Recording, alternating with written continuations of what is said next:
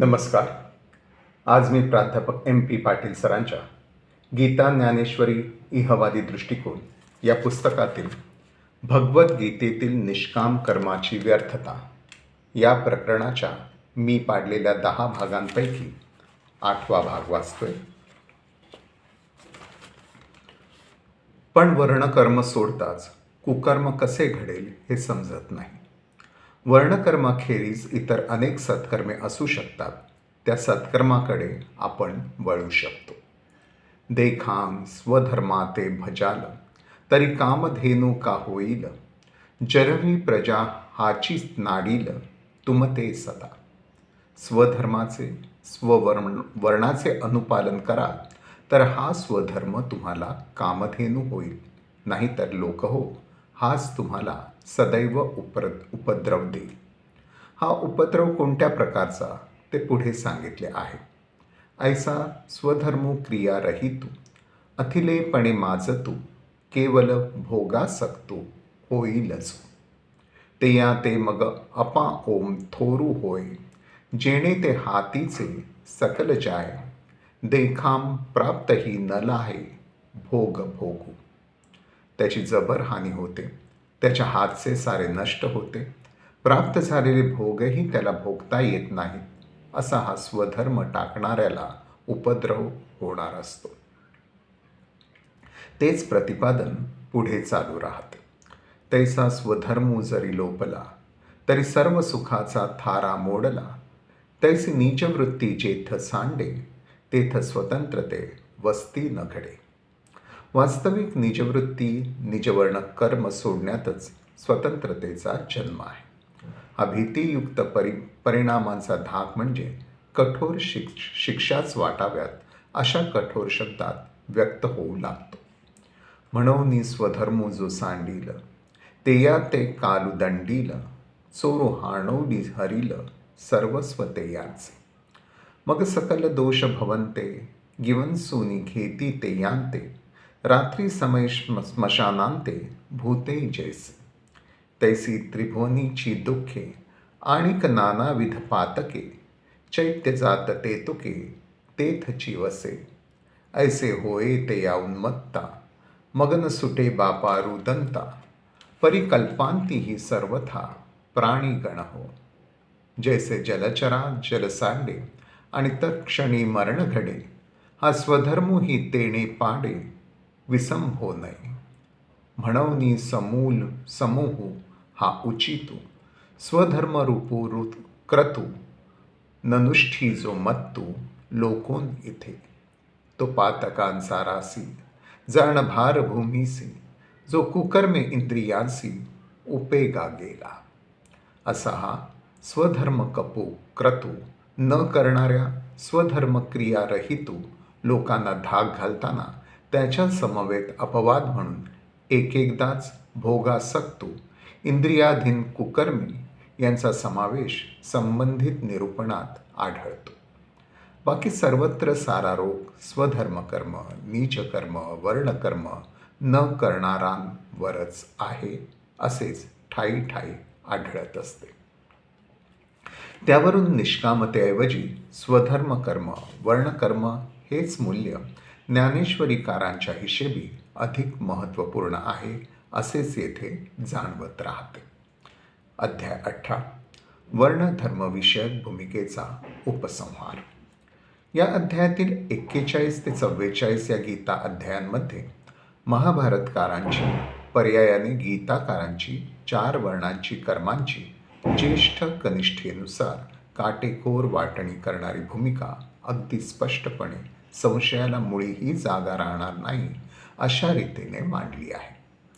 या 4 श्लोकांबद्दलची गीता रहस्यकार आणि ज्ञानेश्वरीकार यांनी स्वीकारलेल्या आणि पुरस्कृत केलेल्या भूमिकेची पूर्ण नोंद या लेखाच्या पूर्वार्धात आपण घेतली आहे आणि तिच्यावरील टीका टिप्पणींसहित तिचा सविस्तर परामर्श घेतला आहे.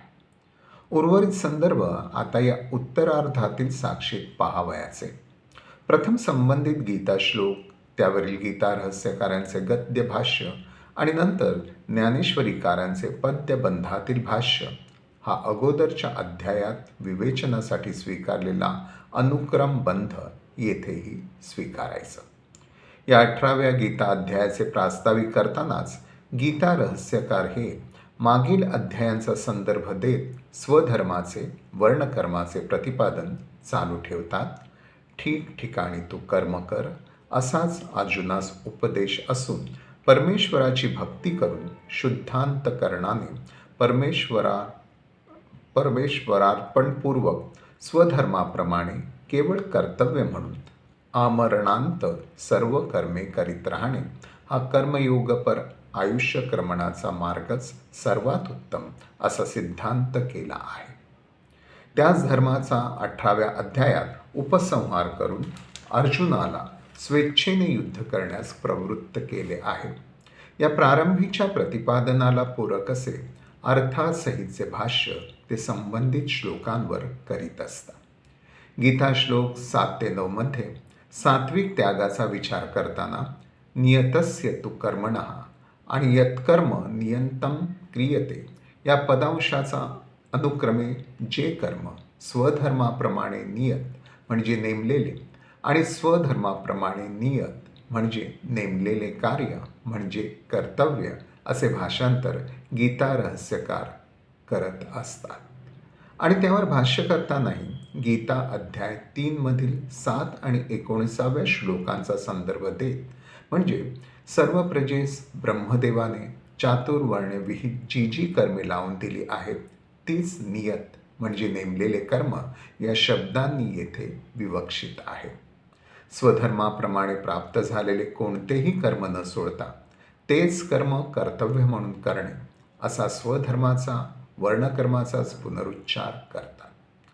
23व्या गीता श्लोकातील नियतकर्म याचे भाषांतरही स्वधर्माप्रमाणे नियत म्हणजे नेमलेले जे कर्म असे गीता रहस्यकार करतात आणि स्वधर्म कर्मावरील लक्ष जराही ढळू देत नाही.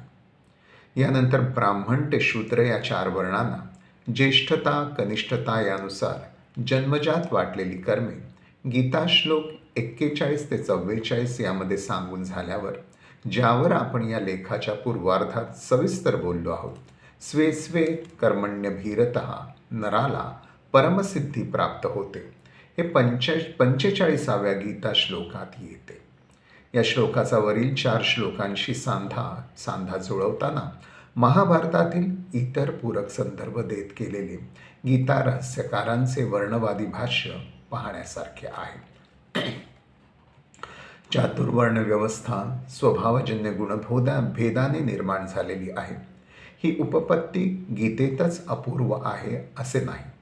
महाभारतात वनपर्वात नहुष युधिष्ठिर व द्विज व्याध संवादात 180 ते 211, शांती पर्वात भृगु भारद्वाज संवादात 188, अनुशासन पर्वात उमामहेश्वर संवादात 143 आणि अश्वमेध पर्वात अनुगीतेत 39.11 हीच गुणभेदाची उपपत्ती थोड्याशा फरकाने आढळून येते. कोणी काय करावे हे ज्या चातुर्ण व्यवस्थेने ठरवले जाते ती व्यवस्था ही प्रकृतीच्या गुणभेदाचा परिणाम होय असे सिद्ध केले. 45व्या गीता श्लोकातील स्वे स्वे कर्मचे भाषांतर स्वभावजन्य गुणाप्रमाणे प्राप्त झालेले कर्म असे करतात आणि 46व्या गीता श्लोकातील स्वकर्मणांचेही भाषांतर ते स्वधर्माप्रमाणे प्राप्त झालेले कर्म असेच करतात. या दोन्ही ठिकाणी ते स्वधर्मकर्मांनाच अधोरेखित करतात आणि त्यावर भाष्य करताना त्यांना अभिप्रेत असलेला वर्णवादी अर्थ अधिक स्पष्ट करतात. चातुर्वर्ण्याप्रमाणे प्राप्त झालेली कर्मे स्वभावतःच प्राप्त झालेले कर्तव्य दुसऱ्या एखाद्या दृष्टीने कदाचित सदोष, अश्लाघ्य, अवघड किंवा अप्रियही असू शकेल. अशा वेळी मनुष्याने काही झाले तरी स्वकर्मच करावे असा निर्वाळा ते देतात. या संदर्भात उदाहरण म्हणून क्षत्रिय धर्मातील हत्येचे दिले असले तरी हा रोग शूद्रांच्या कर्माकडे आहे हे सरळ लक्षात येते. शूद्रांची कर्मे कितीही सदोष, अश्लाघ्य, अवघड, अप्रिय असली तरी त्यांनी ती करावीच असे हे प्रतिपादन स्पष्टपणे सुचवित असते. या प्रतिपादनाला पोषक असा श्रेयान स्वधर्म विगुण हा 47वा आणि सहजम कर्म कौंतेय हा 48वा गीता श्लोक येतो. परक्याचा धर्म सुखाने आचरिता आला तरी त्यापेक्षा आपला धर्म म्हणजे चातुर्वर्ण विहित कर्म विगुण म्हणजे सदोष असले तरी तेच अधिक श्रेयस्कर आहे. आपले स्वभाव सिद्ध म्हणजे गुणस्वभावानुरूप निर्मिलेल्या चातुर्वर्ण व्यवस्थेने नियमित झालेले कर्म करीत असतात त्यात कोणतेही पाप लागत नाही. जे कर्म सहज म्हणजे जन्मतःच गुणकर्म विभागामुळे नियत आहे ते सदोष असले तरी हे कौंतेय कधीही सोडू नये. या गीता रहस्यकारांच्या भाषांतरातील वाच्यार्थाचा वरवरचा रोग अर्जुनाच्या क्षत्रिय कर्माकडे दिसत असला तरी कनिष्ठ वर्णीयांनी ज्येष्ठ वर्णीयांचा सुखधर्म कधीचन आचरिता त्यांच्यावर लादलेली सदोष अश्लाघ्य अवघड वर्णकर्मेच त्यांनी करावी हाच गर्भित अर्थ स्पष्ट होत असतो. या 2 श्लोकांवरील 49व्या श्लोकांसहितच्या गीता रहस्यकारांच्या भाष्यात हे अधिक स्पष्ट होते. स्वधर्म म्हणजे स्वतःचा धंदा हे त्यांचे भाष्य स्पष्ट बोलके आहे.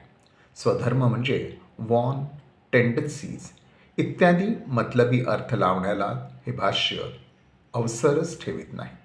गीता रहस्यकारांचे भाष्य असे आहे.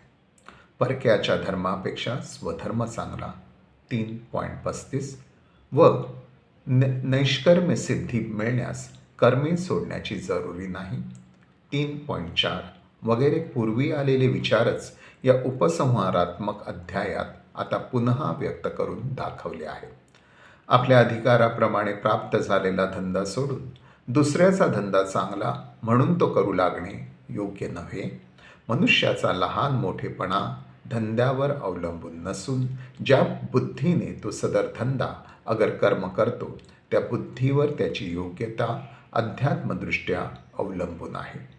2.49 तो धंद्याने अगर जातीने व्यापारी असो व खाटीक असो निष्काम बुद्धीने हे धंदे करणारा सदर पुरुष स्नानसंध्याशील ब्राह्मणा इतकाच किंवा शूर क्षत्रिया इतकाच थोर व मोक्षाचा अधिकारी आहे.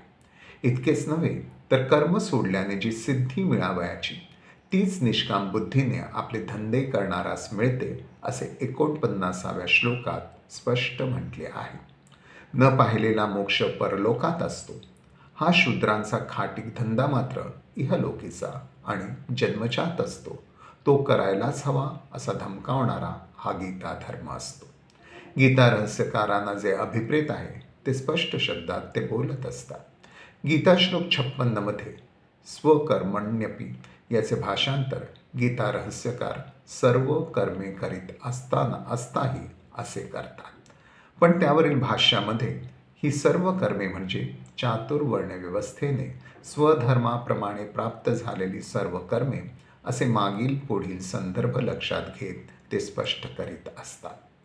गीता श्लोक 63 मध्ये यथा इच्छसी तथा कुरु असे इच्छा स्वातंत्र्य देऊन परत गीता श्लोक 66 मध्ये सर्व धर्मान परित्यज्य माम एकम शरणम व्रज असा या इच्छा स्वातंत्र्यावर हे सर्व धर्म संबंधित गीता तत्वज्ञान बंध घालते. यावरील गीता रहस्यकारांचे भाष्य त्या गीता धर्माचे सार सांगणारे आहे. ज्ञानाने किंवा भक्तीने बुद्धी साम्यावस्थेस पोचली म्हणजे वाईट इच्छाच शिल्लक राहत नसल्यामुळे अशा ज्ञानी पुरुषाचे इच्छा स्वातंत्र्य त्यास किंवा जगास कधीच अपायकारक होऊ शकत नाही. म्हणून हे ज्ञान तू समजून घेतलेस विमृश्य म्हणजे तू स्वयंप्रकाशी होशील व नंतर आधी नव्हे तू स्वेच्छेने जे कर्म करशील तेच धर्म्य व प्रमाण होईल.